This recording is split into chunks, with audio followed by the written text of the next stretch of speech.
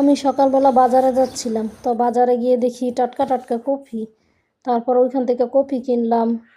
তারপর আবার আইসা পড়ছি কপি, তারপর অন্য অন্য বাজারও কিনলাম। তো এই যে কী কী নিয়ে আসলাম দেখাচ্ছি।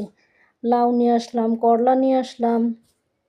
তারপর টমেটোগুলো বের করে ঝুড়িতে রাখছি। এখন শীতের আবহাওয়া পড়েছে না, এখন ঝুড়িতে রাখলো আর নষ্ট হবে না, ওগুলো আমি ফ্রিজে রাখবো না।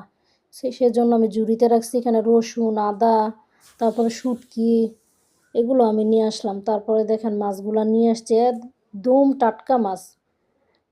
মাছগুলো নিয়ে এসে তারপর আমি এখন মাছগুলা ধুয়ে কেটে করে নেব। মাছগুলোর হাঁস ফেলেছি, এখন আমি মাছগুলোকে ধুয়ে দিচ্ছি।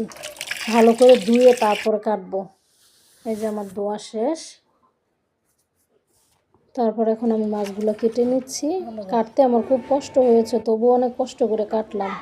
এই যে দেখেন রুই মাছটা কাটা শেষ, এখন আমার সব মাছ কাটা শেষ।